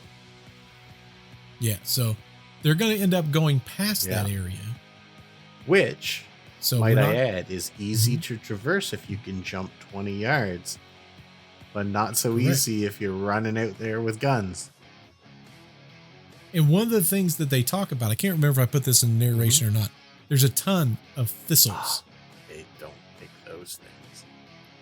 I hate them. Birds and yeah, exactly. So he's saying they're trying to work their way through these thistles and like it's a complete pain. Now it's also Thanksgiving, so a lot of that swampy land's kind of frozen over at this point because it gets relatively cold here. So it's going to be a little bit easier to traverse, but think about it. It's going to be super slick. It's going to be icy. Yeah, because I forgot it is winter. That's how we saw the tracks and stuff. Correct. Do you want to hear how their voyage went tracking this alleged werewolf? Wow. I am a gambling man, so I'm going to say they don't catch up with it, but I need to know. So let's hear it. As the morning light began to seep through the trees, illuminating the snow-laden path, the two men pressed on, the clear, deep impressions in the snow guiding their way. The creature's path was erratic, weaving through the trees, as if it were familiar with the terrain, leading them toward the old, disused railroad tracks. The tension between the natural stillness of the woods and the unnatural presence they were tracking created a palpable dread. Each step forward was a step into the unknown, chasing a creature that defied all logic and understanding, a being that had intruded not just into their physical world, but into the very fabric of their reality. The cold pursuit through the snow-laden woods of Ohio led Keith and his friend Dennis to a startling discovery. After a tense, cautious trek through the thick underbrush, where each step might spring the trap of an ambush, they emerged at the edge of the forest. Before them stood a small cabin, its appearance innocuous, but its location at the end of the creature's tracks spoke of hidden secrets. The tracks they had followed with such grim determination led directly to the back porch of the cabin, hinting at an intelligence and purpose that chilled Keith to the bone. "Animals don't open and shut doors on their own," he muttered, the realization dawning on him that they were dealing with something far from ordinary. Dennis, fueled by a mix of anger and curiosity, banged on the cabin walls, demanding the creature reveal itself. Keith, however, felt the weight of reality press upon him, his rifle suddenly heavy in his hands as he stood on the threshold of another's domain. Heeding the unspoken rules of trespass, he urged Dennis to retreat. They made their way to the nearest phone to call Keith's father for a ride, leaving the silent cabin and its secrets behind. As they traveled closer to the town, Keith relayed their morning's ordeal. His father, upon hearing the tale, recognized the description of the cabin and its elusive occupant, a man known to work at the local tire shop, yet shrouded in mystery. Curiosity piqued, Keith and Dennis later visited the tire shop under the guise of needing a repair, their true motive to glimpse the mysterious cabin dweller. The shop manager, calling out to someone named George, summoned a tall, lean figure from the shadows. This man, George, matched the enigmatic presence they associated with the cabin. Though his appearance in the dim light of the shop was mundane, Keith sensed an unspoken story behind the man's eyes, a story entwined with the creature that haunted their home and the tracks leading to this very cabin.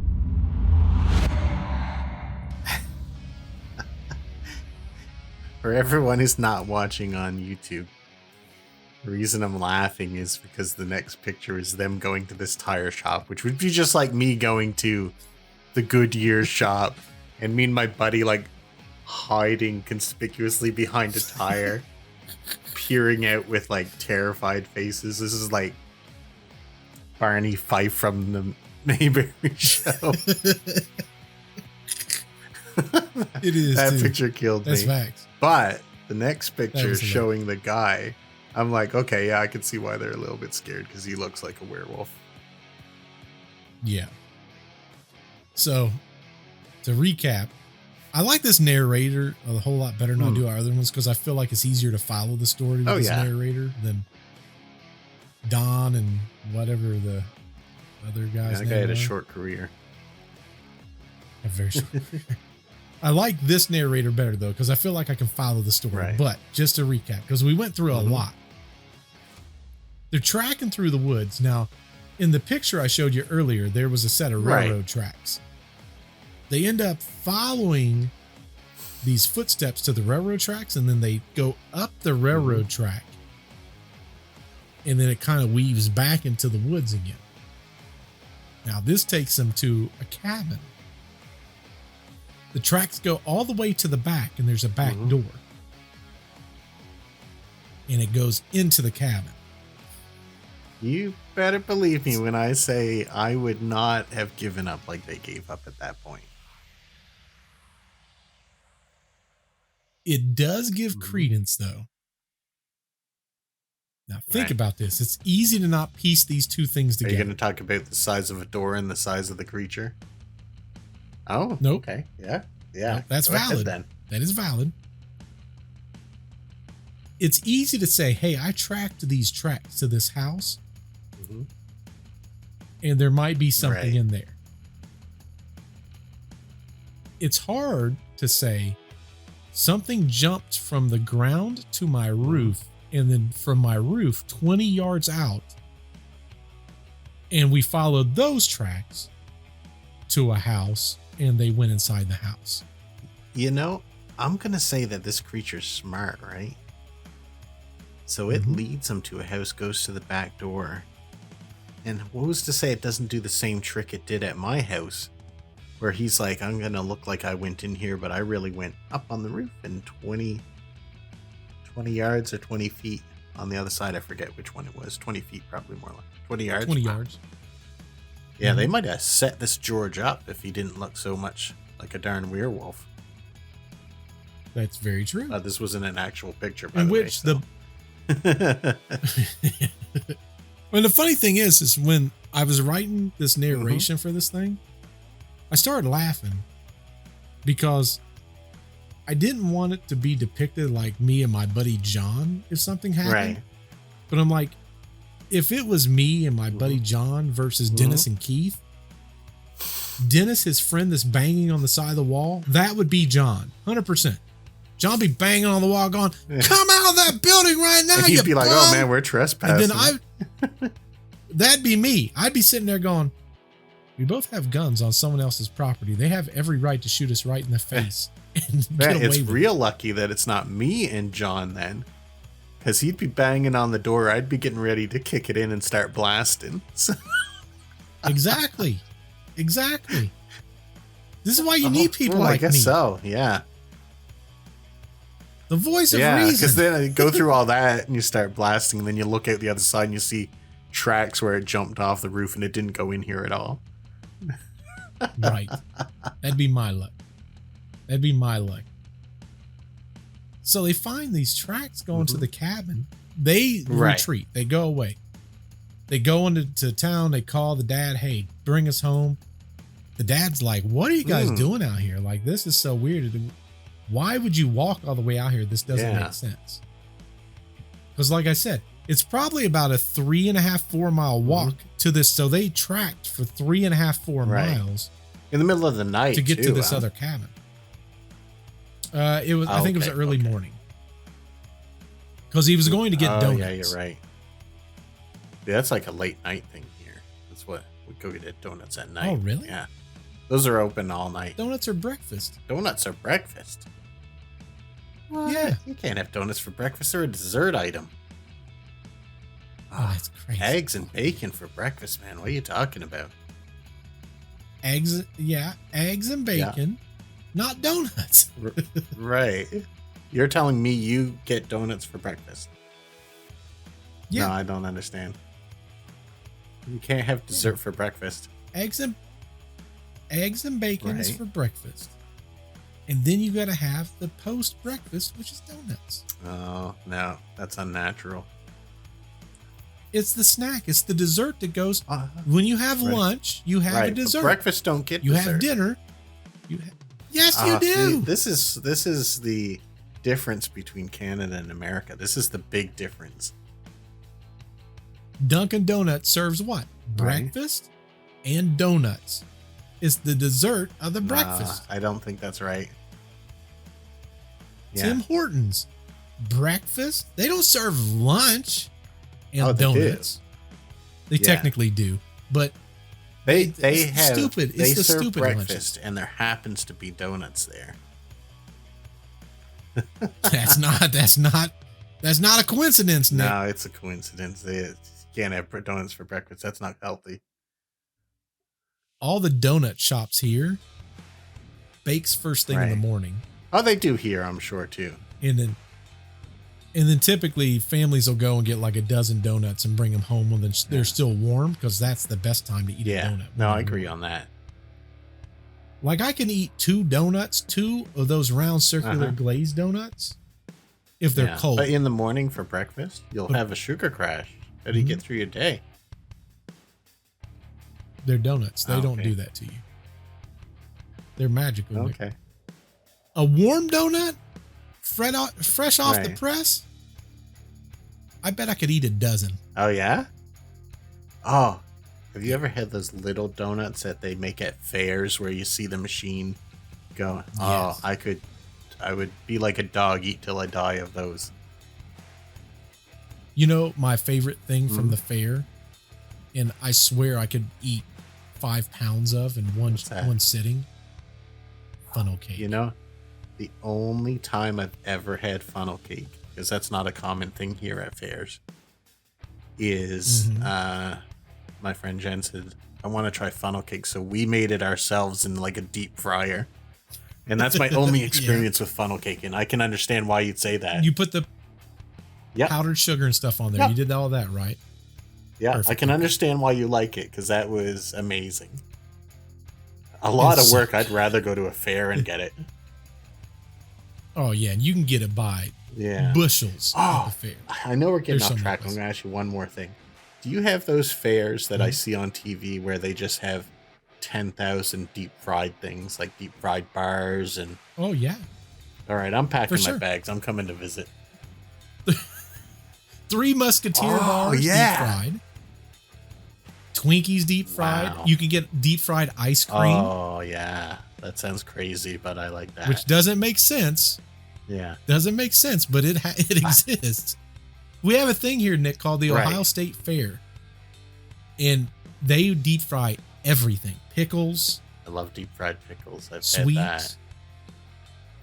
deep fried cotton candy. What?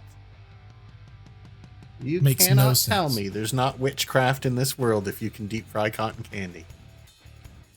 I was stunned by the Yeah. ice cream. That one lost my mind too. But they do it somehow. Yeah, I got to go to that. When is that? Crazy. It's so good. Usually around Okay. August. Okay. It's one of the biggest fairs. There's like major concert people that play yeah? here. Like we're talking like big time. Yeah, maybe people. we got to plan a ghost hunting trip. Nick's like, we gotta do ghost and then all this hunting other in stuff we can August. do too. Exactly. Listen, it's just a Yeah, part of it. It's just yeah. a part of the gig. It's got Coming It's to got you to be soon. after though, because if I go to a fair about deep fried things, you're gonna have to roll me into a haunted house. Could you see it? All of a sudden, I go in there and I'd be like, I think I hear a ghost moaning. No, that's Nick. He had 2 of those. 3 Musketeer, deep fried Musketeers. I don't even eat sweets, and I had 40 pounds of sugar tonight. Man, it's Oh, good yeah. though. I haven't been to the Ohio State Fair in a few years, man, but it's the all time. that stuff is there. They sell all that Yeah. stuff. That's awesome. We better get back on track though, but Yeah. But they go to this Right. cabin. They're beating on the wall. The dad comes and picks them up and goes, I know who lives in that cabin that you're talking about. And they go, you do? Yeah, it's some guy named George. He's down at the tire shop. So now they're like, we got to try to figure this out. Like, the guy that lives in the cabin that refused to come to the door. I was just no one thinking came that, to by the the way. door. Unless he'd already gone to work or something. No one came to the door. Or he looked out the window and saw 2 guys with guns. Oh, I'm probably not opening same the door here, I either. suppose. To be fair, they go, we need to go to this tire shop. So they find a tire that they needed to get done. They take it to the tire shop. And they run into the owner. They go, this guy doesn't look like this guy. And they said that it was darkish in the Right. tire shop. They say, hey, we need whatever. We need a new tire on this rim, blah, blah, blah. The owner calls back to a man named George. George comes out, and they said he was a very tall, lanky guy, over 6 foot tall, very skinny. And he said the most striking thing about the guy was his eyes. Oh, really? He said that George did not really speak a whole lot. And when he would talk, he would mumble. Okay. So they give George the tire. He didn't really talk to him, and he goes back to go fix it. They said he went back to the tire part of the tire shop that was basically completely dark. He worked in the That's dark. weird, That too. was his thing. That's very weird. So they asked George, or they asked the owner, what do you know about George? And he goes, I don't know. He's just a loner. Like, he only comes here and works when he needs a little bit of money. He doesn't work every day. You guys just happen to catch a day when he's here. And they said, what do you mean he's a loner, Nate? He goes, he doesn't really like, we've invited to take him out to dinner and stuff. He won't go. He comes in, he gets his money, he goes home. Well, what do you know about George? Nothing really. So I'm assuming this tire shop, it's kind of like the old style tire shops in the 80s where they paid everyone cash. You just come and go as you need the money. Come and go as you please. And this guy was probably willing to work for pennies on a dollar. And the owner's like, Good Yeah. enough for me. Can you patch a tire? I know some people, or I know of some people that are like that. They only work enough to get by, and no one knows them, and they don't know anyone really. Right. Mm-hmm. Now, I stopped this story very strategically at this spot because I couldn't put this next section in because it makes no sense. Is it going to make sense now somehow? No. You're going to listen to this and you're going to go, I don't understand why this is in the story, but it's so weird that we have to include it. And listen, we're close to the end. I'm going to try to, even if this is a little over 2 hours, I'm going to keep this a one-parter, folks. I'm not going to make you go never did 2 parts anything on this. for you. Exactly. But do you want to hear what the weird thing is that happened that makes no sense? You're speaking my language right now. I want to hear this more than the parts that do make sense. In the dimly lit confines of the tire shop, George's gaze met Keith and Dennis's, his eyes a vivid gold that seemed to pierce through the veil of the mundane, casting a spell of uneasy silence. The moment lingered, charged with an unspoken recognition. George knew they had trespassed onto his secluded world, and they knew he was more than just a reclusive mechanic. With a palpable tension in the air, George turned away, fixing the tire and returning it, now marked with mysterious symbols that neither Keith nor Dennis could decipher. From that day, George vanished from their lives, his spectral presence no longer looming over Keith's home. Yet Dennis's thirst for understanding the enigma of George drove him to delve deeper. An unexpected call led them back to the threshold of George's cabin, only to discover through hushed local whispers that George was dead. Approaching the cabin once more, they found it under the watchful eyes of a disturbed deputy, hinting at a discovery far grimmer than they anticipated. The mystery of George deepened as the cabin, now a silent witness to his secluded life, was about to give more questions than answer. Oh, you weren't kidding. I have no idea what's transpired here. So Keith said the best description he can give of what was on the side of these tires, or on the side of this tire, was Nordic ruins, but it wasn't Nordic ruins. Someone that he knew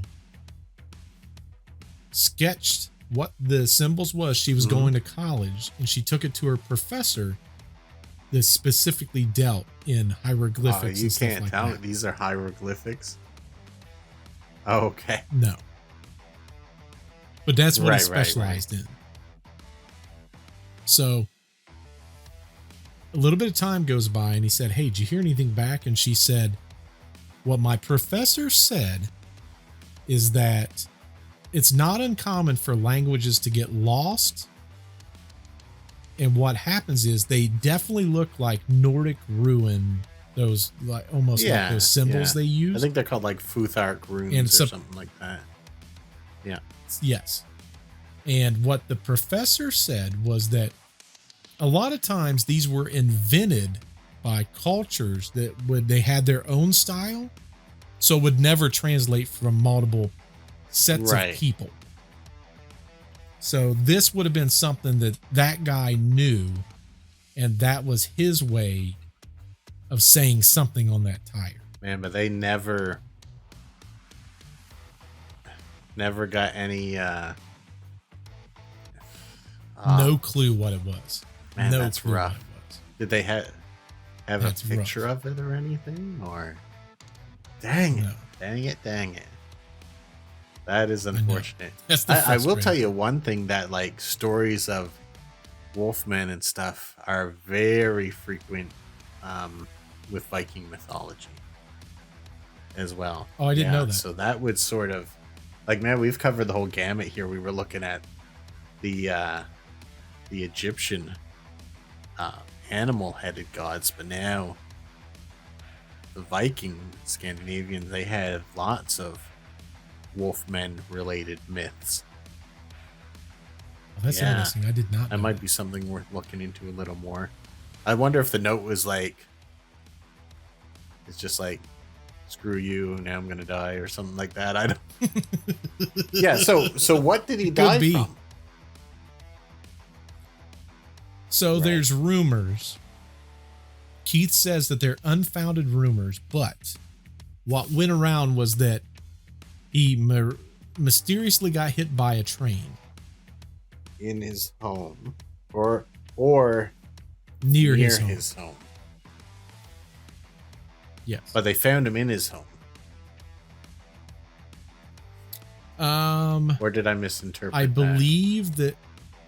Yeah, I believe that they found him away from the home, but they knew where he lived. So we're talking about London. It's word travels relatively quick. But again, that was just a rumor. So there was nothing that confirmed that this George died from a train. That was just a rumor that was going could he around. Have gotten hit by a truck that we talked about earlier? He could have. He could have. That's the thing. Like, there's no real indication, and he could have died in his house. That was just one of the rumors. But when they found out about it, word had gotten around, and it was, I believe it was Dennis that told Keith, "Hey, you know, George died. You can't stop us from going in this cabin now." Oh, interesting. So they go to visit the old cabin to see what they can find. And there's a deputy sitting in front of the cabin, and he's bewildered. Oh, you got my attention. They've already been in the cabin. And what he found is unlike anything he's ever seen in his life. What is it? That's the next segment. I want to hear the next segment then. Well, yeah. We can hear it. There's not a whole lot to this. I wanted to focus on the tire for this segment. Yeah. But I had to leave it on a cliffhanger. Well, I mean, that's a big cliffhanger. I want to ask more about the tire, but you really can't give me any more information. There's not much I can give you on that yet. Do you want to hear what they found in the cabin? Yeah, when you got me hooked here. Led by the deputy, Keith and Dennis stepped into the abandoned cabin, a place that seemed untouched by time and life. The interior was stark, devoid of any personal touch or necessity. No food, no clothing, not even a hint of habitation. The air was stale, heavy with the scent of neglect and something else. Something unsettlingly animalistic, reminiscent of a wet dog. As they ventured deeper, they encountered a room shrouded in darkness, its walls encased in iron plates and steel strips, riveted together to form a solid barrier. But it wasn't the room's fortress-like construction that the deputy wanted to highlight. Instead, he directed their attention to a pair of long chains, ending in shackles, a sight that sent a chill down Keith's spine. The walls, too, bore the scars of a disturbing past, covered in scratches, some old and rusted, others unnervingly fresh. Amidst this scene of desolation, a single jar filled with old silver dollars sat as a silent testament to the cabin's mysterious occupant. George, the man known only by his first name and by the few who glimpsed him in passing, was now gone, buried somewhere in London, Ohio, in an unmarked grave. The cabin, with its chained interior and scratched walls, hinted at a life fraught with secrets and perhaps suffering. Despite Keith's inquiries and the murmurs of the townsfolk, George remained an enigma, a shadowy figure whose past was as obscured as the tracks leading to the cabin. The musky, animal-like odor lingering in the steel-plated room only deepened the mystery, suggesting a connection to the wild, untamed essence of the creature that had haunted Keith's home. This discovery in the cabin, the unspoken questions it raised, and the lingering scent of a creature not entirely human, wove together into a narrative that Keith could scarcely comprehend. George, the quiet man with no past, left behind a legacy wrapped in the whispers of the town and the eerie calm of the cabin he once occupied. The mystery of his life and his connection to the creature's nocturnal visits remained shrouded in the mists of speculation and fear, a puzzle piece in the larger, darker tapestry of London, Ohio's whispered folklore.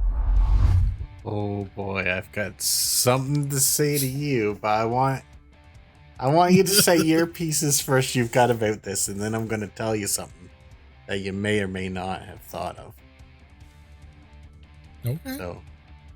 So they go into this cabin. I did put all the information in here. I put a big chunk of it. The deputy's like, you guys see this. First off, there was a table,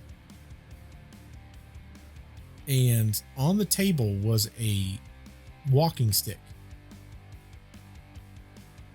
Now, the walking stick had carved X's all the way around it, perfectly symmetrically.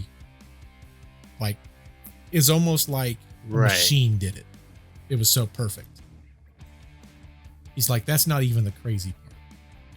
Come to this room, and it was completely metal, and in the metal there's these scratch marks. Now the ceilings were 8 foot tall. The scratches was all up the wall and the ceiling. There was chains, but not common chains, logging chains. It was attached to shackles, lag shackles, and they were on the ground. And it was obvious that whatever was being chained up in there was scratching these walls trying to get out. But these lag shackles was of a larger male. Size, basically. The only person that lived in that cabin was George. I'm going to dispute that. Okay. Here's what I noticed. Let's look at a fact. They chased the werewolf, the alleged werewolf, to the cabin. It got in the door and shut the door behind itself. Okay? So, let me ask you, what is a metal-plated room going to do to something that can open a shut door unless the door locks only from the outside?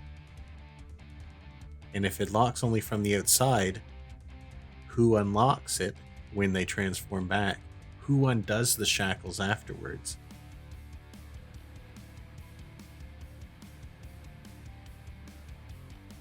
Doesn't mean. Have you ever gotten sick before and you got sick out of nowhere and you didn't have time to plan? Yeah. Oh, yeah. The werewolves, sometimes these people transform before they have an opportunity to truly like I think it was Miguel, the singer, had that song. He said, and I can assure you it's clearly about a werewolf, but I'm pretty sure the concept of the song is about a werewolf. But he says, run because I'm sick. And that's how I look at this, is I think the shackles would be there if he's like, I can feel this coming on. Let me hurry up and get in there and put this on. And maybe once he transforms, he's intelligent, or another way to look at it is maybe he's in this entire process, and as a werewolf, he's just as intelligent, maybe even more so intelligent, but he just uses it to fight. Like, how many people do you know freezes their credit cards so that they have to wait for it to thaw out for 8 hours before they determine if they want to buy the product or not? I don't know the answer to that, but I bet there's some. There's some. Yeah. It's not necessarily a deterrent to stop you, but to make you think about, is this what you really want? I don't know. Just the door is the main thing. Because if it's not locking from the outside and he's intelligent enough to open a door on a normal occasion, why would there be scratches on the walls? I figure there was someone else there living with him, or maybe George was living with this creature and was trying to keep it from getting out. Maybe it was a brother or something that they'd been looking after all this time, or something like that, and they would lock the door behind it The answer to all be. of this is which side the door locked on. If only we knew that, we'd know it all. It never said. Keith, if you're watching this, we need to know what side the door locks on. But to me, you gotta know. Like, you put metal panels on the wall, and clearly the creature can open a door and close the door pretty smoothly because they did it that night. If he just walks into a room, shuts the door behind him, and then he turns into a werewolf, like, why is he going to scratch all along the door? He's just going to walk to the door and open it and close it just like he did every other night. So, makes me think there's another person in this story, or George was the other person. And that whatever he wrote on the tire was his, like, well, we've been found out. We're done. Or something. I don't know. But to me, there's two people. It was interesting. Could be, but it was interesting when they went to the tire shop. He said that George and Keith both locked eyes, and they both almost seemed as though they knew each other. That is true. So, in which, if you've done something you're not supposed to do, and you see that person, you do give them that weird look, like. And then I write rooms on a tire and run away. Yeah. Valid. What says you out there in podcast land? What do you think? Do you think it's two people? Nick has a great theory going on. Do you think it's two people? Do you think it's one? Do you think it's George? Is George just getting the short end of the stick? Well, it didn't work out for him. It did not work out for him. Yeah. No matter how the man died, and that second person was named Bert, and he moved away in 2000 because he's a vampire. Nope, he's a werewolf. Werewolf. Doggone werewolf! Don't you call me a vampire? Sorry, that was rude. I apologize. Man, anywhere that you're listening to this doggone podcast, if you can give us a thumbs up, we definitely appreciate it. Especially if you're on the YouTube machine, giving us that glorious thumbs up would mean the world to us. We kept this a one-parter just for you guys, for your benefit. And we're like a couple minutes over at this point. Doggone it! Yeah, we need a tip. Give us the tip us. Thumbs. Like, subscribe, thumbs up. Exactly. And wherever you're listening to your podcast, if you could rate us, that would be very much appreciated. But hopefully you enjoyed this one. Cedric, I gave you your werewolf episode. I'm sorry. It took me a while to get it. It's a beautiful episode, though, I think. It's a fun story with additional material. It's a fun story. Cedric, he went to town for you. Literally went to a town. Went to town. Exactly, London. Well, until we see you on the next podcast, goodbye.